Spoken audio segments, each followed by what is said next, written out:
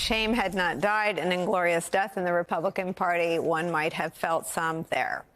Starting to feel a little bit like Groundhog Day on Capitol Hill, where today Ohio MAGA conservative Jim Jordan tried for the second day in a row to rally enough Republican votes to become the Speaker of the House and failed again by fewer votes. But he got fewer votes today than he did yesterday, going in the wrong direction as Republicans scrambled to try to find a path, any path forward. There have been rumblings about potentially empowering interim Republican Speaker Patrick McHenry, allowing more House business to proceed forward without an official speaker, but like a fill-in guy. It's been more than 2 weeks since Republicans ousted their own Kevin McCarthy, leaving the spot second in line to the presidency empty. And with an unfolding war between Israel and Hamas getting underway and a looming government shutdown 1 month away, there is a universal need for a functioning legislative branch of government in the United States of America. Joining us, Democratic Congresswoman Jasmine Crockett of Texas.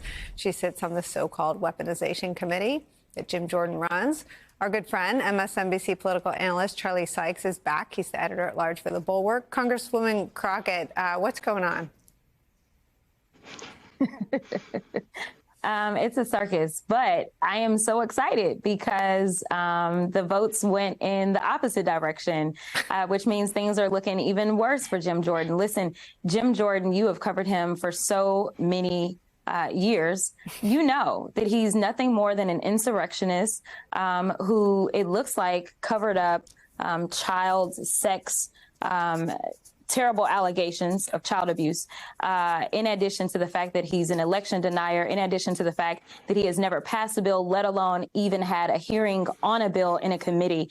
This is not someone who is equipped to have the job of speaker, and this is the definition of failing up.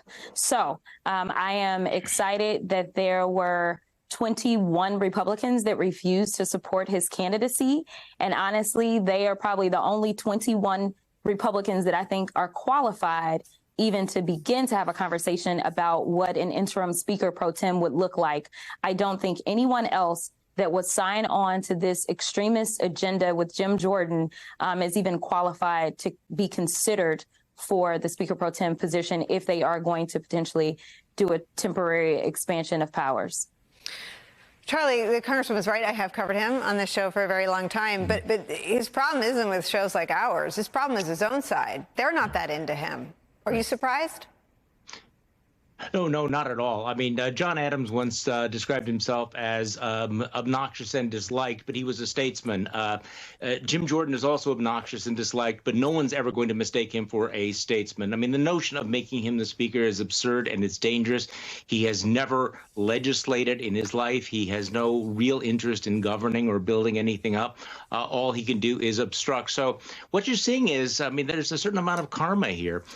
Seeing, in fact, he and some of his, fellow Freedom Caucus folks being served the same medicine that they had done to the rest of the conference. Look, the Republicans in that conference know Jim Jordan. They know what it means. It's depressing, I think, on one level to think that 90% of Republicans actually think that Jim Jordan ought to be speaker. But at least you have 21 who are willing and able to do something that is a little bit unexpected for Republicans. I mean, the moderates, the normies, the squishes actually did stand up, and Republicans are not able to block the craziness of Donald Trump. But maybe, just maybe, they're willing to block the craziness of Jim Jordan, the craziness and deplorability of Jim Jordan. Yeah, I mean, it seems like Jim Jordan is a structural problem for the Republicans as well. If he wants to lead the chamber, it seems problematic to have someone whose name was on the 2020 ballot and isn't questioning the veracity of his own reelection, but won't acknowledge Joe Biden's election. It seems like even if you wanted to impeach Joe Biden, how do you impeach someone that you don't acknowledge as the president of the United States, Charlie? Well, and that's just one aspect of Jim Jordan's, unsuitability for this office. As he has always been. I mean, he was described by John Boehner, a former Republican speaker. We're not talking about a Democrat, Republican speaker, as a legislative terrorist, somebody who just tears things down, who blocks things, who tries to humiliate and undermine his own colleagues, or certainly his colleagues who tried to be grown-ups by getting things done. And so now you're seeing this come around for him.